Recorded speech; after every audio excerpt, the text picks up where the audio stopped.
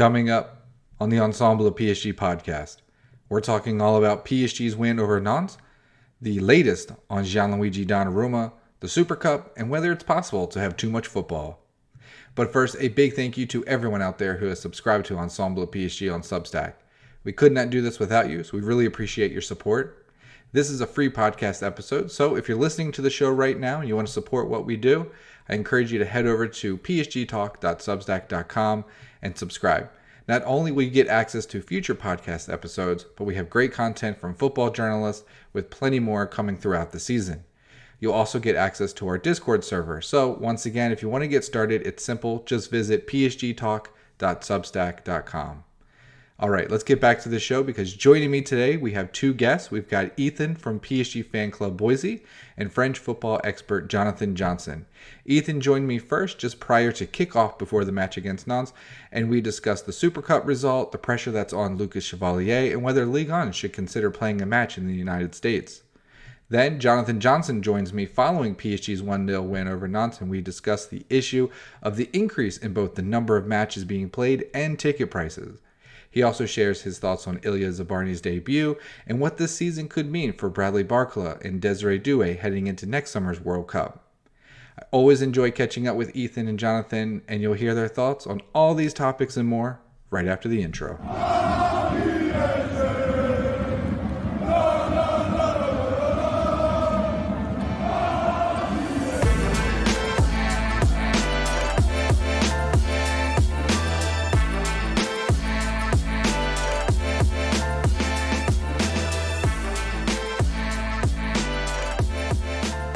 All right, Ethan, welcome back to the show. Always glad to be speaking with you. Real quick, before we get into all things PSG, college football season's right around the corner. How are your USC Trojans looking this season? Oh man, it's hard to say. That's funny. I didn't think you were going to ask me that. Man, it's tough because they don't have any star players. I feel like people think of USC and they think star players. We're used to the Heisman winners of the past and even the guys on defense that they've had. Troy Polamalu, Clay Matthews, Brian Cushing in the last 20 years. But the team doesn't seem like there's going to be a star player except for maybe our one of our wide receivers, Mekhi Lemon.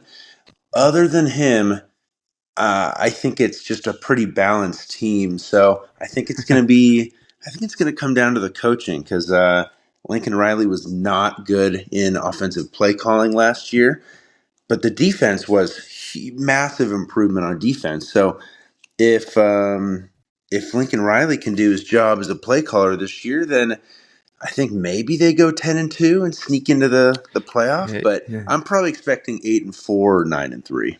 Hey, that's pretty good. And you know what? To kind of bring this back to PSG, they got rid of their stars, and look what happened. They just went and won the Champions League. I know. Maybe I've actually been thinking about that. So it's like, there is hope. Like it can be done. PSG just showed that. So that's right. The star is the team. Right.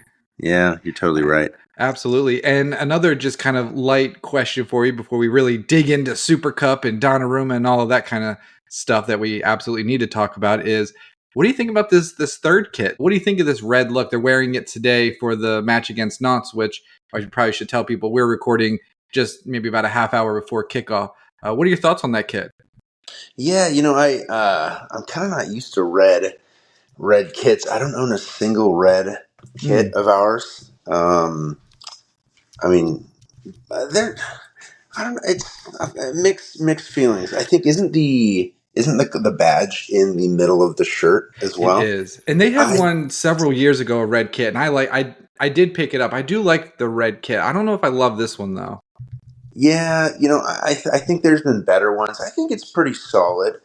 Yeah. And I just don't love the badge in the middle of the shirt. Something about that is just not my favorite. I think I just like the traditional the classic idea of the badge being over your heart, above your heart. And it's the T90 era. That's what it was. The iconic T90 Oh yeah, that was era. that was the name. I kind of liked I like how I will say it's nice that it's kind of bright. It's a pretty bright shirt.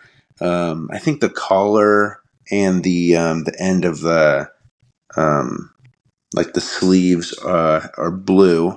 So it's kind of nice. I think it's solid. I'm Yeah. probably not going to buy it personally, especially because um, for my finances, I try and limit it to one shirt a year, and I absolutely love our home shirt this year. So I already bought Yeah. it with the I'm with with the you. Champions League winner patch on it. So I might get one more of that same exact shirt, just with Marquinhos on the back, because I think it might Ooh, have to go happen. But Marquinhos. I mean, he's kind of become like our. You could argue he's our greatest player ever at this point. Ooh. I mean, he's our most decorated. He's got the most appearances. He was our Mm-hmm. captain when we won the Champions League. That's a big draw for me personally. But yeah, I think the shirt's solid. It's all right. It's decent. It's a third kit. I think if there's one to get, it's definitely that new home kit. I think that's the one I'm eyeing up after going on a little bit of a spending spree after the Champions League. Got to maybe Yeah, let the credit card rest a little bit before we dig it out again. that's funny. But it's a decent kit. All right, let's get into the business here. Let's start with that most recent match against Tottenham in the Super Cup. PSG, they go down 2-0, some terrible defending, and what some, not me personally, but some will say some poor goalkeeping from Lucas Chevalier. Late in the match, though, PSG, they scored 2 quick goals to send the match to penalties, where they ultimately prevailed. They win another European trophy. It's quite nice. What is your main takeaway from that match? That Luis Enrique has turned this team into mentality monsters. Mentality Um, monsters. yeah. Have you ever heard that phrase? I know a lot of people on social media, especially like in just like English speaking. I feel like you hear a lot of Premier League fans say that. Man, that was one of the most hyped time. Like I haven't got that hyped for that many PSG games in my life because I wanted that Super Cup so bad. I wanted it way more than the Club World Cup just because of the history that's associated with the UEFA Super Cup. It's been going on since I think the early 70s. We would have become the first French club to ever win it because uh, those cheaters down in Marseille weren't allowed to play in '93 because apparently they must have had enough money to pay off UEFA to keep their Champions League trophy, but probably just not enough to pay them off to still play in the Super Cup. Is my thinking, All and so allegedly. yeah, allegedly, yeah, it's totally yeah. Oh, there's no way it happened. Yeah, that's totally how I see it. And so no French club had ever won it. And I mean, we had played in it before in 1996, back when it was still two legs, because it was two legs up until the late 90s, and we got annihilated by Juventus. So over both legs. So I wanted this one, you know. Um, to me, I look at the Super Cup every year like a mini Champions League final, and um, I'm so thrilled that we won it, and especially in the way we Yeah. did. Because by the 84th minute, my Mm-hmm. hope was just about gone. I was like, "Wow, we're gonna have to win the Champions League again just to have another shot at this one." Because if you think about it, the Super Cup is one of the hardest trophies to win in football. Because you have to win one of those two European competitions to play in it, and so I mean, you got to win a massive trophy just to get in that game. So I was thinking, oh no, we're not going to have it. And then Kang-In scored that goal. I'm thinking, oh man, like, okay, there's some hope. We just gotta send it. And then, I mean, I was and then, thinking, well, at least we didn't get shut out. When he scored, I did not think they were going to come back. I was like, well, I'll take that. All right. Doesn't look as bad 2-0, to Tottenham. yeah, That's how I was thinking about it. I thought, yeah, I kind of thought that, but I mean, I was thinking it just takes one moment of magic. And me being, if anyone knows me at all, they know that I'm just a huge Gonzalo Ramos supporter. And I'm thinking, well, with a guy like that, we're not that good at crosses typically, but you whip one good ball into the box, maybe he gets his head on it. Maybe that's a really good shot on target. Maybe it goes in. And then when he actually scored, I mean, the header that he had, it was a perfect delivery, and he really, I mean, heading is super difficult, but as far as headers go, it was not a difficult one. As Dembele put it right on the money, showing once again why he is going to be the Ballon d'Or winner this year. And yeah, and then it was just insane. As soon as it went to penalties, though, or as soon as we scored that second goal, I was like pretty certain we were going to win. Even with Lucas Chevalier's penalty saving record is actually not that good. That's definitely probably the biggest statistical downgrade from Donnarumma.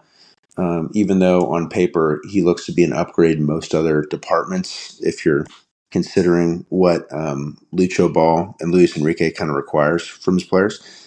But I just felt like, no, we're gonna win this shootout, and then we did. So yeah, oh, so happy that we won that. Huge relief. Yeah, because like you said, it is the European trophy. I know that it's nowhere near the prestige of winning the Champions League or even winning the Europa League, but it is a European trophy, and so we've got three now. No other French club even has two, and I love that. And then you also have to put it in the context of they had lost the Club World Cup to Chelsea. So this is another final, another opportunity at a trophy. You'd hate to lose, back to back, opportunities to win some silverware. So that's kind of how I was looking at it. I'm with you. I mean, it's not as big as the Champions League, but you don't get to play in it unless you win the Champions League or the Europa League, which we hope we never have to play in that. So you're right. It's been around for a long time. It's a big trophy. And I'm glad that they won it. And the way that they did it was pretty spectacular too.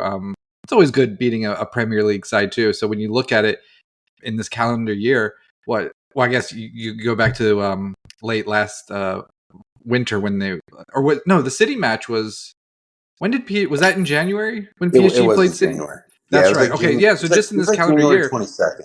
that's right. Yeah. So you got City, Aston Villa, Arsenal, Liverpool, and now Tottenham that PSG have defeated, and just Yeah. that one loss to Chelsea, unfortunately. But Yeah. we are dominating the Premier League. I don't think anyone can say that PSG couldn't compete in the Premier League, because I'm pretty sure that they could. What did you think about the whole kind of the commentary on social media about Donnarumma and Chevalier? We're not going to litigate whether those goals were his fault or not. I don't blame him. I could see what he was doing, especially on that second goal. I think mostly it was just horrific defending that needs to be cleaned up. We didn't have Zabarny in there. So that's kind of how I looked at it. I didn't blame him, but there was a lot of blame. And I'm just wondering, do you think that this is going to be a storyline moving forward this season? Like every time we let in a goal, oh, Donnarumma would have saved that. Yeah, it is going to be just, and I didn't think it was really going to be. And then I was listening to I think it was the CBS, like Galazzo show people after the game, Oh dear. and they really, and I've been on their show for a little segment twice in the past, so I've A little not that bit of a humble brag there. I know, not that I, but I'm saying like not that I know Yeah. these people, but like I've spoken with them personally, and um, it did surprise me a little bit how much they were really talking on it. I'm thinking, okay, really, like it's not. I don't feel like it's that big of a story. Um, I mean, not to discredit the goalkeeper position, but if we had just done this at any outfield position, I feel like it'd be potentially much bigger impact. But yeah, it seems as if the media is going to talk about that all year long, and it seems like they're also maybe gonna. I think the media, especially French media, going as the season goes on, I think they might try and get in Chevalier's head because the only thing that French media loves more than seeing us win is probably seeing us lose. And it's And really the only drama right now. We didn't have any drama last season. This is it. exactly, This is it. that's exactly it. So it's the media probably is annoyed how little scintillating headlines they can post about PSG now compared to 5 years ago. So, And Luis um, Enrique's really tried to kind of squash all that. He came out, yeah, he had the quote, I'm just trying to find it here real quick. He said, Donnarumma is out of the squad as it's my own decision. I am 100% responsible. I want a different kind of goalkeeper, and I made this decision. So it kind of moves away from, was this an argument over his contract and money? Did he want too much? Like, Luis Enrique just said, no. He's not the style of goalkeeper I want. I made the decision. He's a great player, just not the type that I'm looking for. So he's kind of put his foot down to kind of hopefully take away from some of this distraction and this kind of, drama that's going on in the media. yeah, I thought that was a great quote from him. As much as I want to give Luis Campos a bunch of credit. I mean, he deserves a bunch of credit. I'm a big supporter of his. We do have to look at, I mean, Luis Enrique is, if you had to pick one reason, a primary reason of why we're so good, I mean, I think pretty much almost everyone would agree that it is Luis Enrique. And that kind of stuff, like him saying that, I mean, that is probably going to go such a long way on squashing, BS media rumors, letting Chevalier know that, hey, it's okay to make mistakes. Like, it's going to happen sometimes. Anyone who's watched PSG in the last 4 years has seen that, yeah, Donnarumma has made some of those mistakes too. I mean, he had some years, I mean, even last year in Liga, where he allowed more goals in than he was expected to. Um, and so, he had a stat being negative goals prevented, essentially. And it's, yeah, I think it'll go a long way helping Chevalier, too. Like, there's a lot of pressure on him. And I know that his dad, I think, dad or his brother, someone like that, went to Le Parisien and gave him like a quote a couple days ago. He did say, Lucas is the kind of guy that he will thrive on this pressure. Like that's, he doesn't want to just be complacent and stagnate at any point of his career. He wants to continue, try and play at the highest possible level that he can. And so, that was probably a big part in his move. I mean, as that probably is for most players, they want to go to a Champions League contender because, they want to win the Champions League. That's what really competitive guys do. But I still think that, too much pressure probably isn't good for anyone, especially because he's only 23. He's going to make some mistakes. Yeah, he was the Liga goalkeeper of the year last year. He is a Yashin Trophy nominee. And to do that at a club like Lille, that's not a Champions League contender, is pretty significant. But still, despite all those things, I mean, too much pressure will probably get to and affect, 99.9% of elite athletes. So, yeah, I think that was just really, really smart what Lucho did, taking accountability for it now. He's really kind of just saying he's betting on himself that this decision of his was correct, and he's probably right, and we'll probably see that in the near future. Yeah, I think you kind of hit the nail on the head there when you said that he's a player that really likes this kind of pressure. He knew what he was walking into. He knew Donnarumma was there. He knew PSG just won the Champions League. So for him to really sign off in this and want to come to PSG, he knows exactly what he's signing up for. He knows kind of the media drama that's going to be swirling around this team every time he makes a mistake.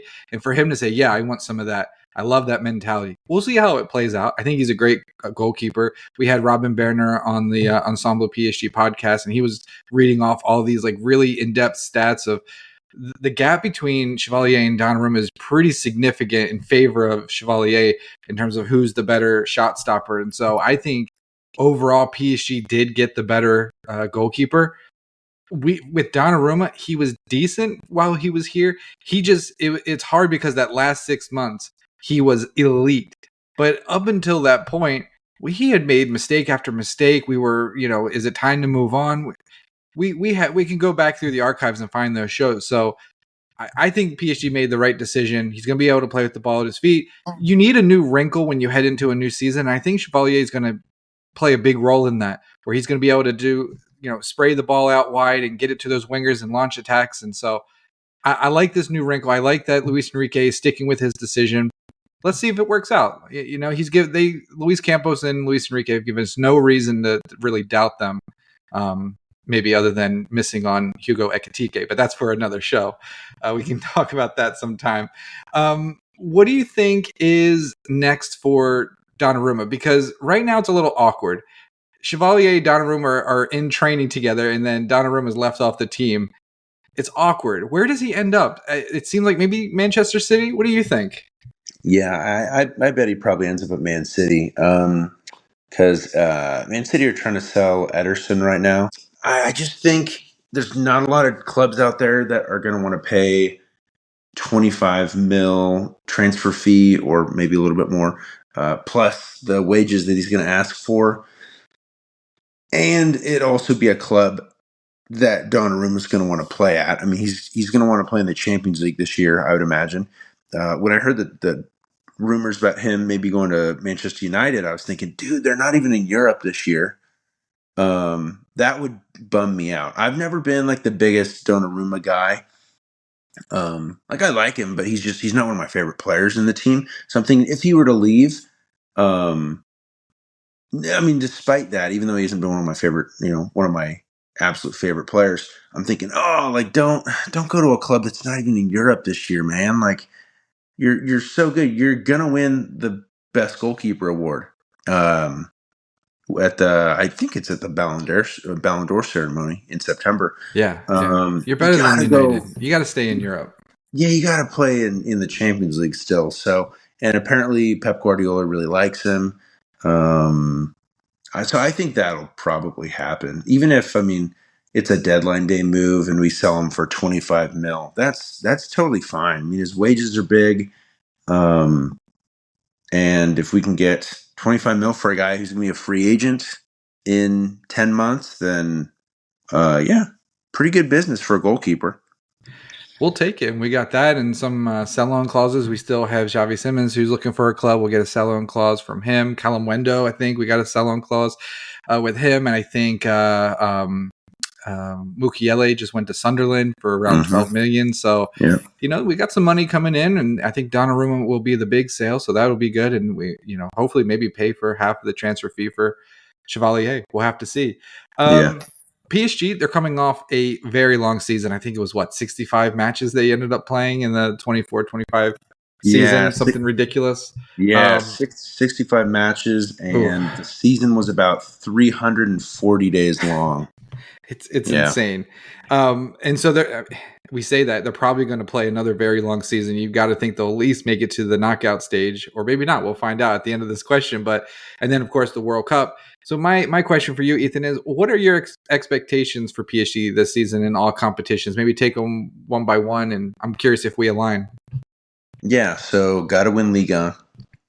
That's pretty much the bare minimum with this squad. Especially because there's just still no. Marseille every single year think they're going to win Liga, and then they always suck. Usually they kind of collapse a little bit later in the year. This season they might have just started collapsing from right out the gate. Yeah, their loss yesterday. I think Monaco will probably finish second. That wouldn't shock me, especially because I don't think we're going to sign their young guy, Magnus Akliouche, I think is how you say his name. But, we got to win Liga.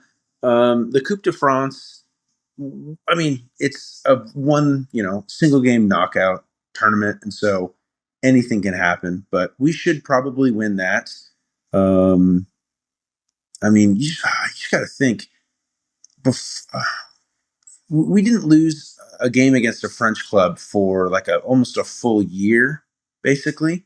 And then, we did lose the 2 Liga games at the end of last year, but one of them was after the first one. Yeah. So we just sat guys at that point because once we lost the undefeated season, it was like, whatever. Yeah, exactly. So, I think unless we get a team that's very good and a tough tactical matchup, kind of early on, say we get maybe a Strasbourg, maybe Lille, Monaco, Lens. Those are teams that have typically played us pretty tough recently. unless we get one of those in like the round of 64 or 32, we should probably win the Coupe de France again. Um, I feel like once we get near the later stages, then um, I just feel like, our team is full of big game players. And if we're playing one of those clubs in the semis or the final, I would definitely expect us to win. But kind of earlier on in the competition, maybe someone could surprise us. But I think probably like 80% of the time we should be winning the Coupe de France. Trophy de Champions against Marseille. Marseille cannot play against us. They're too cocky. They always play super high line because they want to, and this is exactly how they lost to Rennes yesterday. They want to prove that they're the best, and they're not. And so they play ultra aggressive, kind of like giving shades of Barcelona versus Inter last season, where Barcelona's high line was just so insanely high and aggressive that even a slow old team like Inter were able to hit them on through balls to score. So they do the same thing, and that's why guys like Barcola and especially Kylian Mbappe just completely own Marseille. So we should win the Trophy de Champion. And as far as the Champions League, I guess I don't want to gloss over the FIFA Intercontinental Cup. We don't even know who we're going to play yet, but that needs to be a win. That needs to be a win because then we've won a sextuple. Technically different route than the last two sextuple teams of Bayern and Barcelona, but it'd still be 6 trophies recognized by both UEFA and FIFA. So got to win that. Then the Champions League, though, obviously that's the one everyone's always talking about and curious about. Is I think kind of once you get to the quarterfinals, you could get anybody. I mean, with the new format, technically even the round of 16. Look at Liverpool last year. But we should probably, I think any really good team like us should always be going, okay, get to the quarterfinals. Then, it's just one match at a time, 1 minute at a time, really, and see what happens. Because I feel like once you get into the quarterfinals, usually 6 of the 8 quarterfinal teams could win the Champions League. And so then it's just about, stepping up in the big moments. So I've always said, make the quarterfinals each year, and then we can say, okay, good, bare minimum is done, what we should have done. And then we just got to go from there and put together, 5 incredible games. So that's kind of what I'm thinking. Yeah, I think I align a lot with you, just maybe a little bit different on the Coupe de France. I think that that's a cup. We've won it more than any other team in France. I just don't know if there's a huge upside to winning that. I personally think there's more upside in getting some of our younger players some playing time, some maybe fringe players out there, Seni Mayulu starting, Ibrahim Mbaye, maybe throw Lucas Beraldo, maybe get Zaire-Emery some more minutes. Like, that's a competition I think we need to heavily rotate. I don't want to see Ousmane Dembele. And you know what? If we lose, I don't know, in the quarterfinals or something, so be it. No one's going to say anything about like, oh, this is a disappointing season. I think there's more upside in a tournament like that, playing some of our fringe and younger players and getting them developed. I think that's the real asset of that, just extra game. So I'm okay if we don't win that. Let's rotate the team. I'm with you on the Champions League. I think, yeah, you got to get to the knockout stage and quarterfinals would be really nice. I think we can probably do a little bit better than that because the team really is pretty much the same. We got so lucky last season with injuries and all of that. So it'll be interesting if we can have that kind of luck again and hit our stride at the right time. Then I think, why not semifinals? It's hard to say, yeah, we should win it again. I think there's a lot of teams. Liverpool scares me a little bit with what they've added. So I don't think, I don't have the betting odds in front, but I would imagine PSG probably aren't the betting favorites to win the Champions League this season. It's hard to go back to back, so we'll see. I think overall you got to win Ligue 1. I think it will be a lot closer than last year, which I think PSG won by 19 points over Marseille. I think Monaco are going to be the big challenger this season. I liked what they've done, but Paris FC, they've invested pretty heavily. If they get it together, that'll be a really fun derby, the Paris Derby. We'll have to look forward to that. So I think PSG will win it, but it will be certainly close. I'm going to say they'll maybe win it by 8 to 10 points. I think we're probably looking in that range because, again, injuries, it's a long season. Anything can happen. So I think it is going to be a little bit closer. Last season was certainly one to remember. All right, Yeah. Ethan, let's get you out of here on this last question. And it's a little bit talking more about the league as a whole, the French league. And so there's an interesting story that came out of La Liga where Barcelona, Villarreal, it looks like they're going to play a competitive La Liga match in Miami. I think it's in December.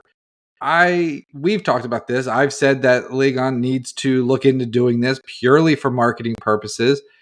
What do you think of this move from La Liga? And do you think Liga should look at it and maybe play a PSG match in, say, Montreal or New Orleans, a city with maybe some deep French roots? What do you think? Or maybe even, hey, why not Boise, Idaho? Get a PSG on that blue turf with the with those red kits. That'll look good, right?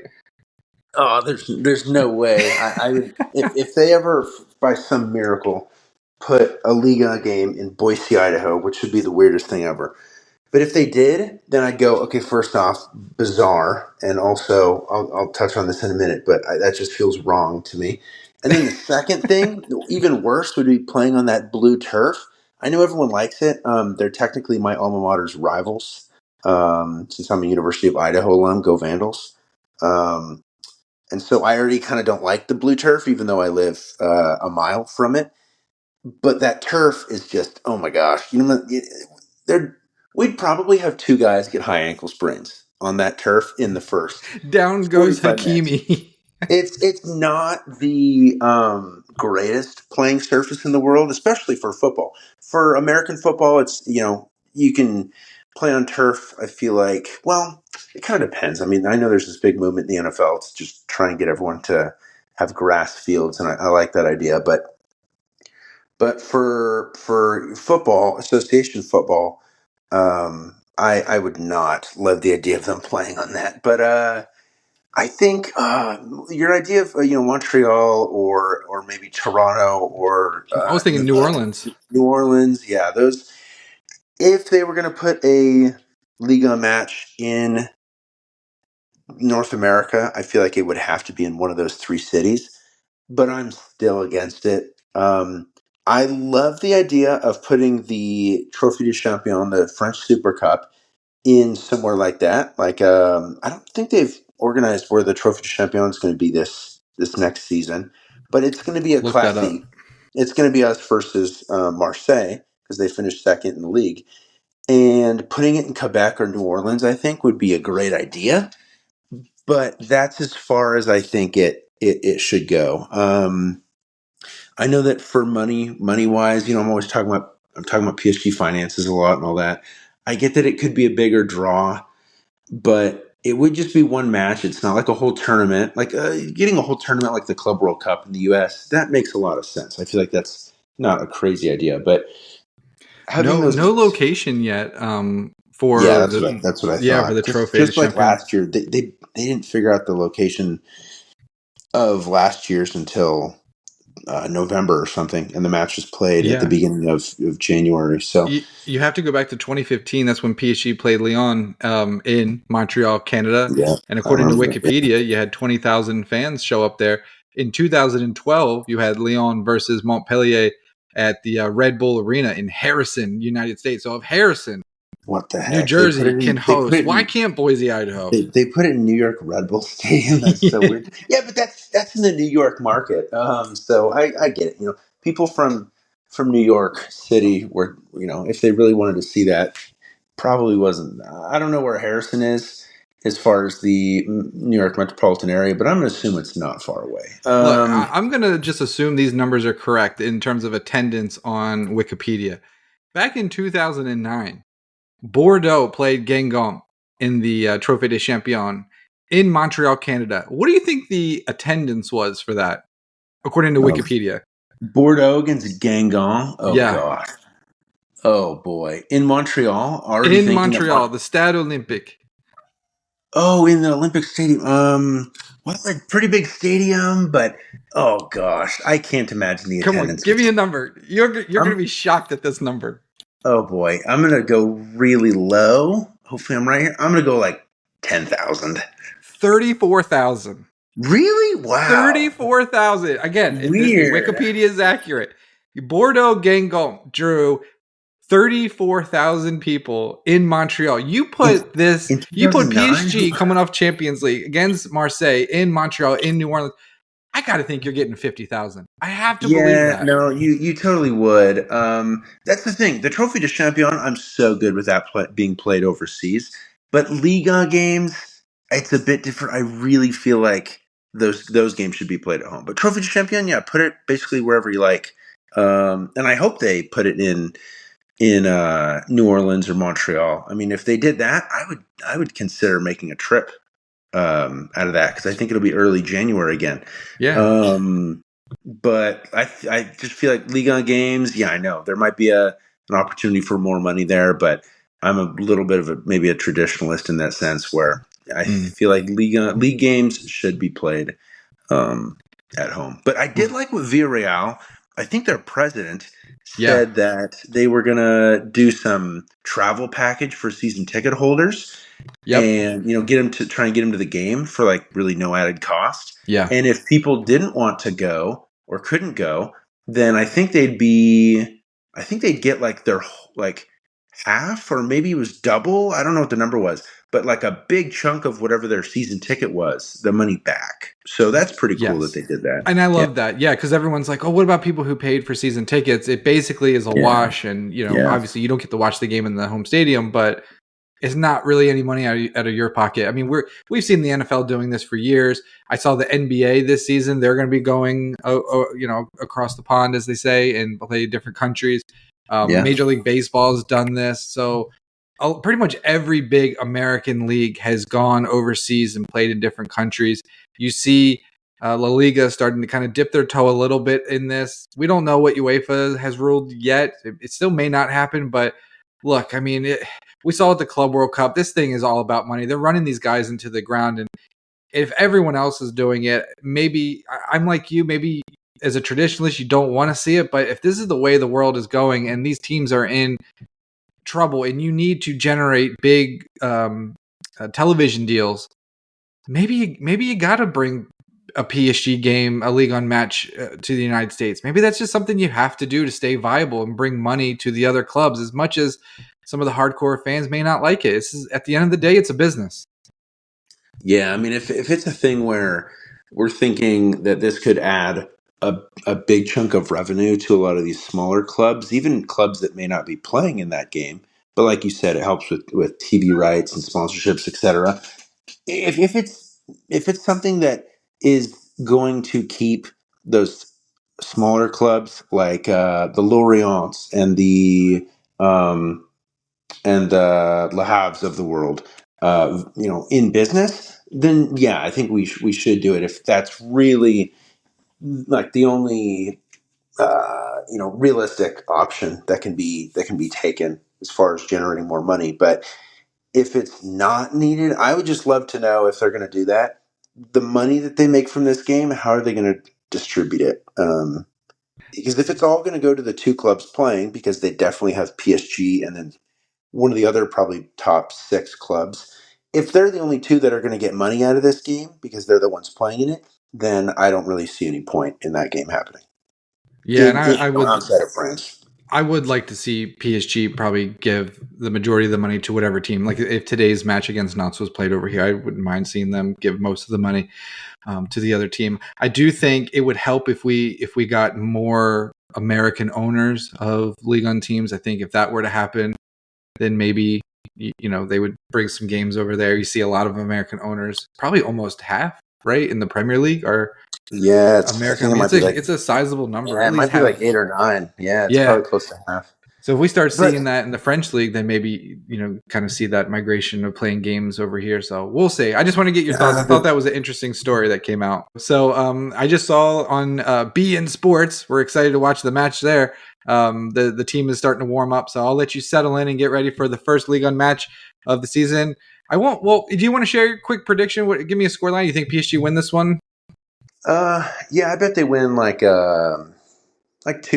I saw the lineup just a little bit ago, Mm-hmm. and mostly rotated squad, which is what I wanted. Yeah. But there are some starters. I think I know Barcola technically hasn't been like a starter recently, but the dude played all but one match for us last year. It's not a lot of them off the bench, but I'd kind of consider him a starter, like our 12th starter, basically. But I think I think there's about 5 regular starters in for us, which would include Chevalier. So the vast majority of the outfield players, I think, are mostly backups. So I like that. I think until September hits, we really don't need to be pushing any of our starters physically. Try and give them as much rest as humanly possible before September. Because as soon as we get back from an international break in September, it's a go time. We've got a Champions League game that like first week, and then Le Classiques that same weekend, and so then it's pedal to the metal. So I'll go 2-1 today, though. I'm with you. Yeah, I like 2-1. That's what I was thinking as well. I think 2-1. It'll be interesting. Zabarny is out there, newcomer. He slots in. You got Zaire-Emery filling in for Hakimi at right back. So, and then Ibrahim Mbaye up top on the right wing. So it'll be interesting. Really cool squad there. Starting lineup from Luis Enrique. We'll see what happens. We're going to talk to Jonathan Johnson after the match. So we'll recap everything that happened. So but thanks for giving us the score prediction, and thanks for coming on the show, and we'll catch up with you real soon. Yeah, thanks, man. All right. Welcome, Jonathan Johnson. Welcome back to the show. I should let listeners know before we get started that we are speaking right after the conclusion of PSG Nantes. PSG win 1-0 with a goal from Vitinha, which I think they ended up giving him. It wasn't an own goal. Maybe they'll change that later on. But we'll get to that match, and we've got a few other topics we want to cover as well. But right before we started recording, Jonathan, you were telling me about your experience with the new Ligue Plus, the subscription service. So maybe tell folks again what that is and just your experience with it so far. Yeah, well, first of all, thanks for having me on. Always look forward to these episodes where it's kind of kicking off a new season. It's always fun, and everything's quite exciting. At least the first few rounds of games, and then it's this season. Obviously, everything feels a little newer, a little shinier because of the situation with the TV rights. And no, it's been very enjoyable for me so far. Currently still on holiday, so to have been able to sort of sign up to the service quite stress-free, and then be able to sort of watch all of the Liga in action over the course of the weekend remotely has been really refreshingly unproblematic. So I think definitely 2 thumbs up from me so far. Very impressed with the quality of the service. Hope that it continues to go sort of from strength to strength. And I think the nicest thing about it, really, certainly from a Ligue 1 point of view, is people seem to understand now the need for everyone to come together to get behind it, instead of sort of sniping at the product to really talk it up, try and back it where possible. And I think it sounds like, at least based on sort of the early quotes and comments, that there's been quite a groundswell of people putting their money where their mouth is. There's been some really interesting deals that have been put together, which I think have made it even more appealing. It's quite funny that DAZN was so problematic with Ligue 1 last season, yet it's become extremely attractive in the French market at this moment in time.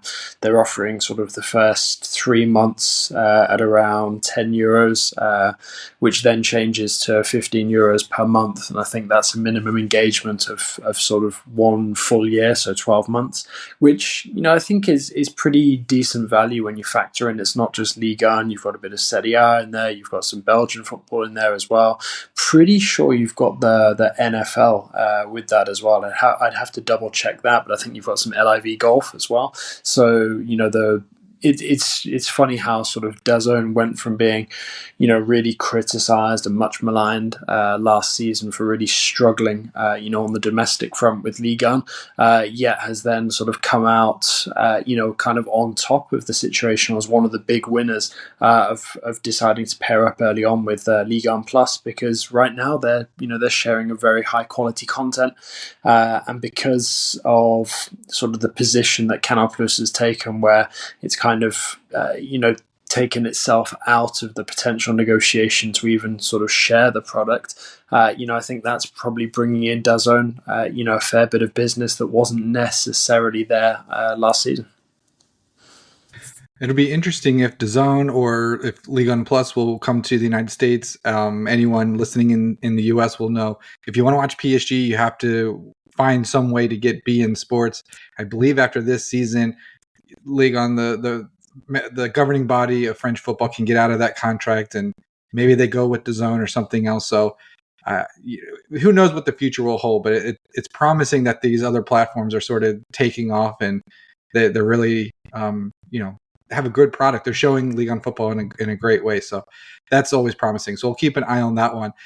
Jonathan, I also wanted to ask more of a broad question about football, and that is, and it does impact PSG. So against Nantes, which we just saw, PSG had a pretty heavily rotated squad. I mean, they had Warren Zaire-Emery playing for Hakimi. Lucas Beraldo was in there. Ramos, Ibrahim Mbaye. So pretty rotated squad.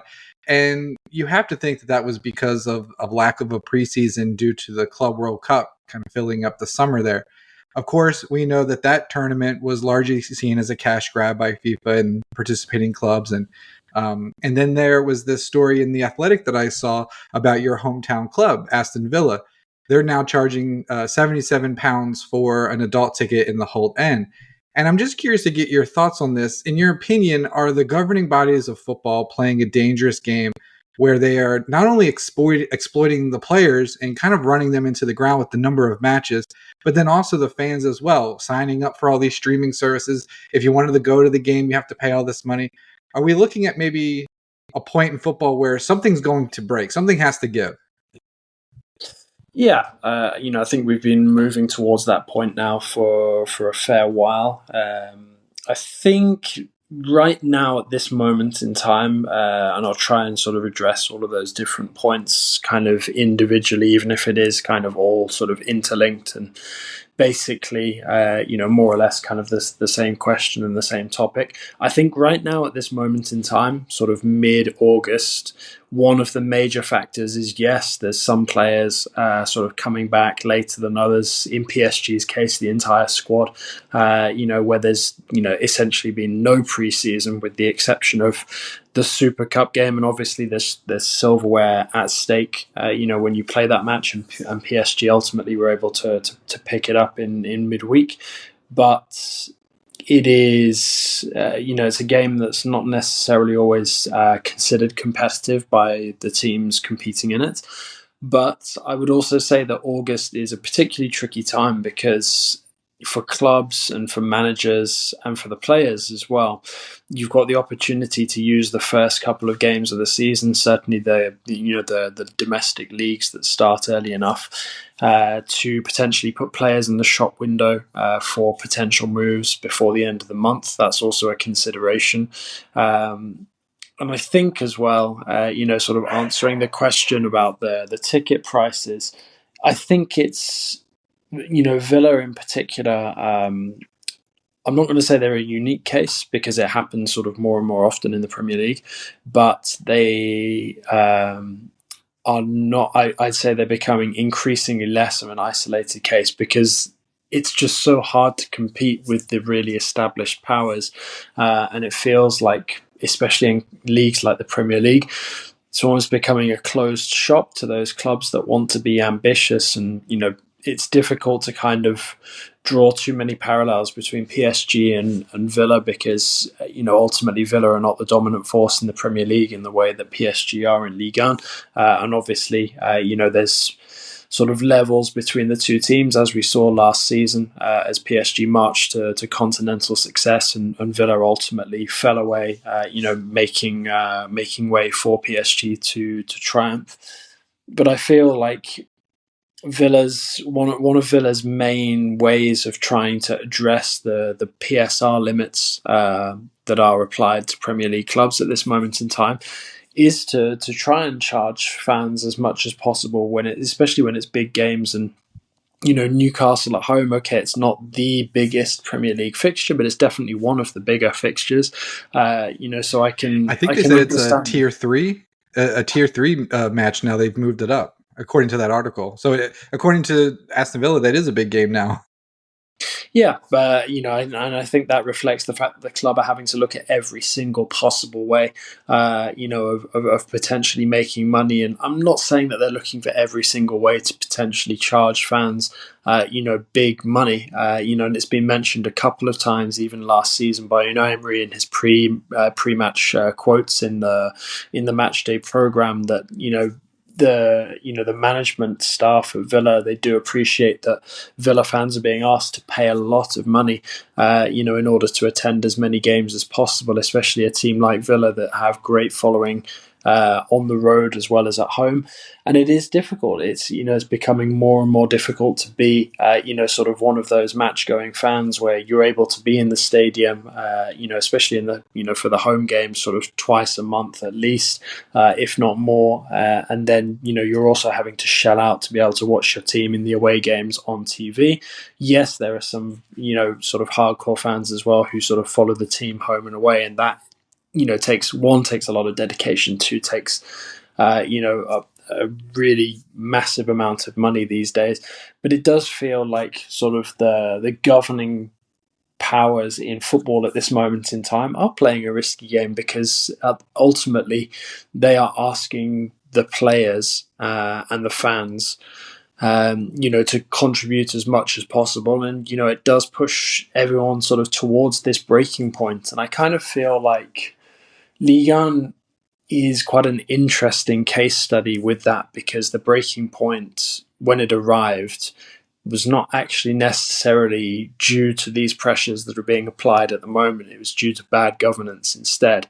And now you're looking at sort of Ligue 1 and French professional football as a whole trying to rebuild sort of in this climate where, players are being squeezed, fans are being squeezed, for every last little drop. And obviously clubs are under enormous pressure as well, because they don't have the same kind of financial and economic power to compete as, the other top, four European leagues do. So it is a really intriguing time to see all of this, kind of these different subplots bubbling away sort of underneath this sort of bigger groundswell of discontent, where people are feeling like there's just, for the first time, I think in most people's lives ever, that there's kind of too much football as opposed to not enough. Because when I grew up, it was almost like people always wanted there to be more football somehow, some meaningful games, competitions that sort of meant something. And now that they kind of have it, in theory, especially given the way that the Club World Cup did seem to get taken seriously by more teams than was maybe expected pre-tournament, people kind of seem to be changing their tune or sort of backtracking completely on sort of previous expressions of desire to see as much football as possible. Yeah, I'd echo a lot of what you said. I wonder if the Bundesliga, the German football, if they've got it all figured out with the, supporter-owned clubs and everything that they have going with their ticket prices. Maybe they'll be the last league standing. We'll have to see. But you're right. There's a lot of teams that are maybe spending more than they can and charging fans more than they should just to kind of keep up with other teams. And maybe that's just not the best way to go about business. So I wanted to get your thoughts on that. Just a couple. Yeah, go ahead. Well, I think just one other thing, just sorry to cut you off. No, I think good. one other thing related to the German teams and also to the English teams is it also brings into question sort of how durable the sort of fan culture is in each country.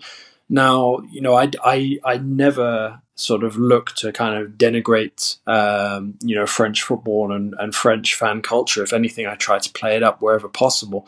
But I even somebody like me who, I readily admit is probably extremely biased towards French football at the best of times, I would have a difficult time arguing that French fans are more committed than their German or English counterparts. German and English football, I think, is, apart from every other top five nation in Europe at this moment in time, because it's so ingrained in the culture, to be there, to be present at the stadium, to follow your team home and away. But But even those kind of hardy attitudes, that that real devotion, is being tested, and that's why I think that sort of leagues like Ligue 1, they do have a real opportunity, even if it's a really, really difficult period for professional French football, to be one of the first leagues that rebuilds its economic model. Because at some point, when fans start to kind of be a little bit more aggressive in terms of sort of their opposition to this desire to have more and more football and to have new sort of fixture slots and that sort of thing. Some of these fans, once they stop going to the stadium, that runs a risk of potentially sort of dropping the English and the German products down a little bit, sort of closer to, some of their other European counterparts. And that's something, if it does arrive, that would create a really potentially interesting dynamic, especially if, there was to be a European league that's perhaps rebuilt itself and put itself in a much better position in the next couple of years. Because I think people take it for granted that fans will continue to shell out, and you've seen examples in the past, especially in Germany. The fans can be very militant, and there's things going on that they don't like. Whether it's with the tennis balls, to oppose certain proposals, whether it's fans taking banners to the game and sort of boycotting parts of matches because they don't like sort of the games that are played sort of on a Monday or like a Friday evening, because they feel it's something that should be part of the weekend and should only really be considered for sort of Saturdays or Sundays. So I do think that that's also something to sort of keep an eye on, as we sort of continue, to see the oversaturation of the footballing market, especially in the run up to the World Cup and sort of just after it. There is potential for the dynamic, certainly within the top five European leagues, to potentially change in an unexpected way.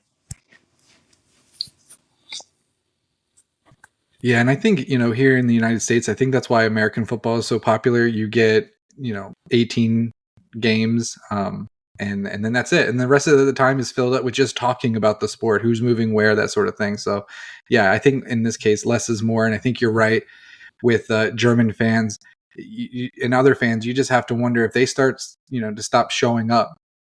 Well, is that the only way to get things to change? So it's a big conversation. I appreciate your thoughts on that. I also need to get your thoughts on this whole Gianluigi Donnarumma situation. I'm curious where you kind of put the blame here. Do you think the real core of the issue is his contract and his wages? Or do you think the core issue is Luis Enrique just doesn't really rate him and wanted a different different style of goalkeeper? Where do you put the blame there? I'm not sure that I would really look at the situation and try to assign sort of any sort of blame. I mean, okay, let's sort of break this down, into the real, sort of the black and white of it all. PSG clearly had taken this decision a little while ago, but when was there really an opportunity with the Club World Cup this summer to be able to say to Donnarumma, right, we've decided to move on without you for next season. We need you to find a club, while the season was still playing on into July. I'm not sort of taking the club's side on this. I just think that this summer in particular, with any kind of transfers, there was always going to be an extremely small and very limited window in order to potentially get these players out, sort of from PSG's point of view. Now, sort of moving on to sort of one of the other key players, and I would stress that sort of Luis Enrique is kind of separate a little bit to the club in all of this. Luis Enrique went through 2 seasons playing with Gianluigi Donnarumma. We've had sort of 2 seasons of discussions where we've recognised that Luis Enrique is playing with a goalkeeper in Gianluigi Donnarumma who isn't his style of goalkeeper, doesn't play very comfortably with the ball at his feet, yet he managed to sort of get the best out of Donnarumma. Yes, sure, at times it's taken sort of him dropping Donnarumma. I think everybody remembers, sort of Safanov coming in for the game away at Bayern Munich midway through the season. And yes, everybody knows that Donnarumma enjoyed a very strong second half of the season, but that doesn't change the fact that there's been a debate pretty much ever since Luis Enrique's arrival at the club where people have recognised that Gianluigi Donnarumma is not a Luis Enrique style goalkeeper, and because of that, I think especially when you look at what Luis Enrique has managed to achieve in his first 2 seasons at the club, followed up a Champions League semi-final run with a Champions League triumph, PSG's first in history, France's second ever in history, I think he's earned the right to make certain big decisions, and the fact that he was able to, sort of achieve that with Donnarumma in his squad, I think it's, reasonably fair, especially now that PSG have backed Luis Enrique. They gave him the extended contract a few months ago.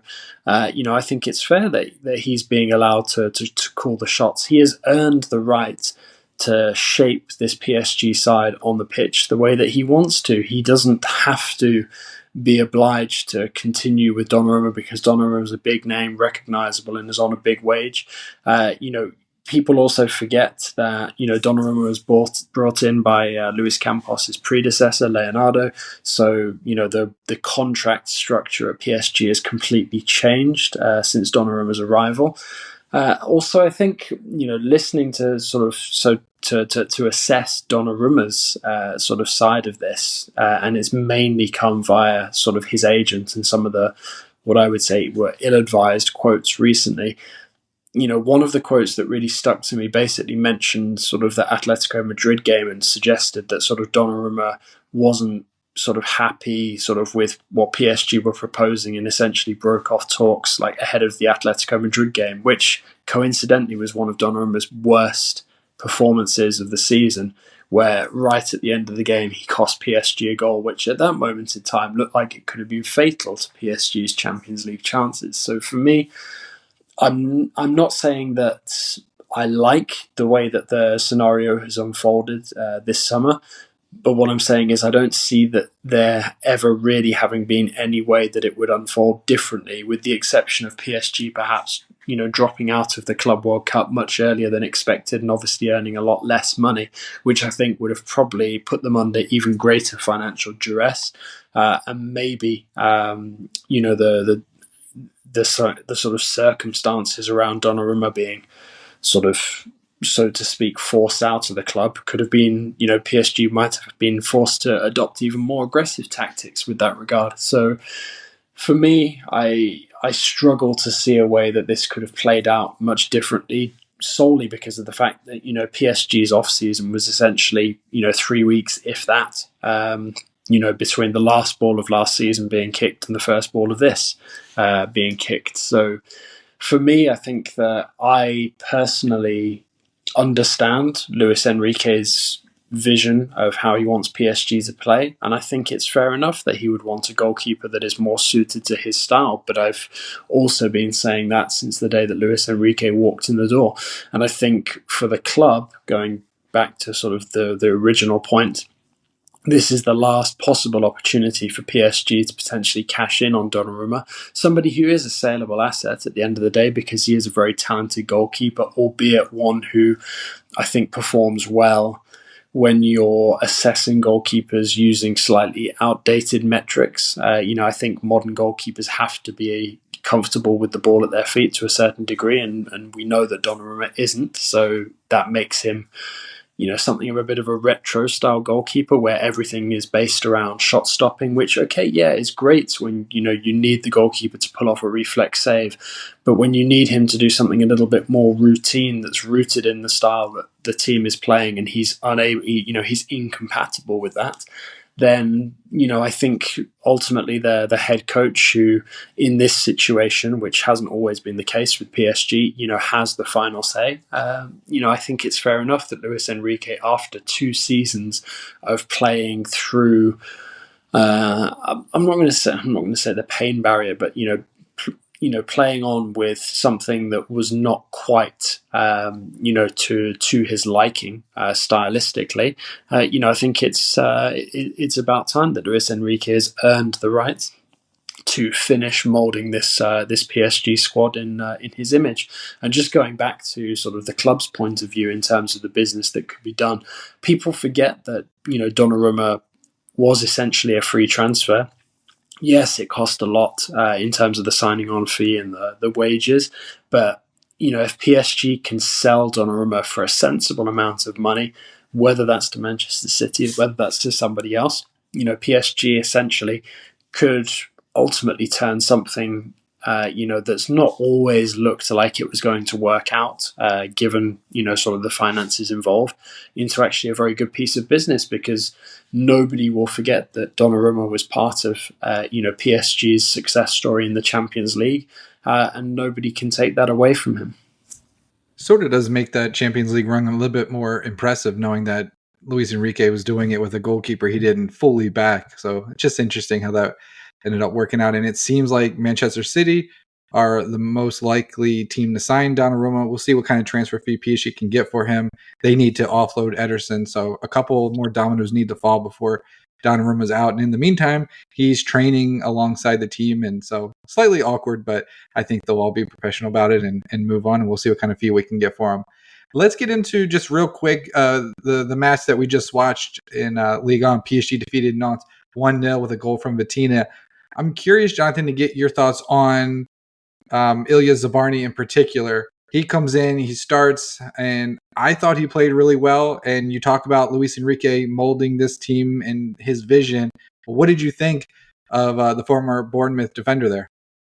Yeah, it was a really interesting watch. I think that he didn't look out of place. I think it's a bit tricky to sort of judge this PSG at this moment in time, because we all know that so many of these players are far from sort of their ideal level of fitness. Felt a bit bad for Gonzalo Ramos, sort of having the goal overturned late on. I think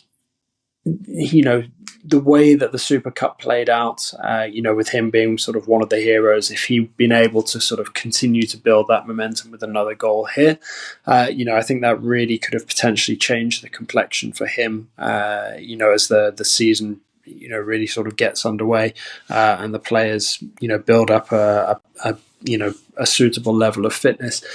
It does kind of feel at this moment in time like many of the sort of staples from last season, especially towards the end, and the Champions League success will ultimately end up coming back and sort of winning, their places back in the starting 11. But it is nice now that there is, sort of that element of competition for places in defence, because you were asking about Zabarny, a potential sort of new kind of dynamic there at the back as well, with Chevalier as well between the sticks. So, I am kind of curious to see sort of who is the first kind of player to kind of have their nose put out of place a little bit, certainly with regards to sort of whether it's going to be Marquinhos, Pacho, or Zabarny, who's kind of in that rotational role. But I think it'll be a few more weeks before we sort of really see that. But it does kind of feel like we're now starting to move into the kind of territory which could see PSG sort of planning for life without Marquinhos. That's not to say that he's going to be dislodged from his place in the starting 11, but it does kind of feel like he's kind of the last remaining piece from that, those former versions of PSG, and he's not getting any younger. He's achieved absolutely everything he possibly could, with PSG, with the Champions League success. I know there's many people who have been sort of potentially touting this as maybe his final season with PSG before, maybe one other adventure in Europe, or, possibly even starting to think about going in and finishing, the final few years of his career in Brazil. So, we'll keep an eye on that and see how it goes. But I think it was an encouraging start to life for Zabani. So I'm keen to see what he's like with a few more games under his belt. But there's also this kind of tricky scenario right now where a handful of the players that he's playing alongside are kind of playing not necessarily for their future, but without sort of knowing what the future beyond the next couple of weeks holds. There's speculation as well that Beraldo could be a player, that might move on if the right offer is put in front of PSG. So it is always fascinating to see, when a new signing takes their first couple of steps with a new team, especially, when they're taking their few steps alongside players who could potentially be allowed to move on if the right offer comes up. Yeah, I thought he looked really good, really solid at the back. But yeah, he will certainly be tested as the season goes along. We'll see how he pairs up with William Pacho as well. I want to ask about two PSG players in particular and kind of what it would mean in their place in their national team, and that is Bradley Barcola and Desiree Doué. Is there any opportunity for either one of those players, you think, to work their way into either a starting role or a major contributing role for France next summer in the World Cup? I mean, France has an embarrassment of riches when it comes to attacking players. We know Kylian Mbappe is one of them. But do you think Barcola and Doué, and then you've got Dembele as well, for the two younger players, do you think that this season is pivotal for them to work their way into meaningful minutes in the World Cup next summer? I feel more confident for Doué at this moment in time than I do for Barcola. I think Barcola has a long way to go still in terms of his consistency. This game being, another good example of that. You look at sort of the missed opportunity towards the end of the game. Yes, I know it wasn't, too far away from being on target, but ultimately, given the numbers that Barcola, was able to put up last season, you would have expected him to sort of put that opportunity away and really put the game to bed for PSG. I'm not going to sort of directly compare him with Doué and say that, Doué would have finished that had he been in Barcola's place. But I feel like Doué, especially if he can pick up this season where he left off last season, once he's, sort of back up to speed, it feels like he has probably the best shot out of the two to work his way into a starting role with France ahead of the World Cup. The other thing I would say as well about that is that Didier Deschamps normally likes to sort of work out what his starting 11 is going to be ahead of a major tournament, pretty much sort of halfway through the season. Yes, there might be sort of like one, maximum two kind of wild card, picks. Nobody really expected Conte to come back for the most recent Euro. But normally sort of midway through the season, especially by the time the first internationals in a new calendar year roll around, you generally tend to have a good idea of what Deschamps is thinking in terms of his starting 11. And I think if Doué can have a strong start to the season, I think that puts him in a really strong position in terms of sorting himself out for a really influential role with the French national team. Up next for PSG is a home match against Angers. Just real quick, if Donnarumma has not moved on by then, do you think PSG, should they maybe give him a little bit of a farewell? Maybe, I don't think, maybe would they play him? I don't know. Do you anticipate them doing anything for Donnarumma at that match? I mean, it's really difficult to speculate. You can never rule out sort of, a cameo appearance towards the end as a substitute, as an opportunity to bid farewell. But equally, I don't think, PSG will sort of be too emotional about it. It's going to be... it's first of all, it's a personnel decision by Luis Enrique. It's also a business decision for the club as well, and potentially even giving Donnarumma a couple of minutes on the pitch could jeopardise that. You never know when a player might suffer an injury and suddenly cast major doubt on a potential transfer. So I think that, it would be a surprise for me if Donnarumma was given the nod for the Angers game. But a lot can change in football in a very short space of time. Thank you so much, Jonathan. I won't ask you if Alexander Isak from Newcastle is coming to PSG or not. That's one we'll keep an eye on. I saw that rumor bubble up here recently, but who knows? Maybe you could see a blockbuster signing like that at the end of the window, but we'll save that for another time if it happens. Jonathan, thanks so much for coming on. I really appreciate it. Thank you all out there for listening. We'll have a lot more on all things PSG, but until next time, bye for now.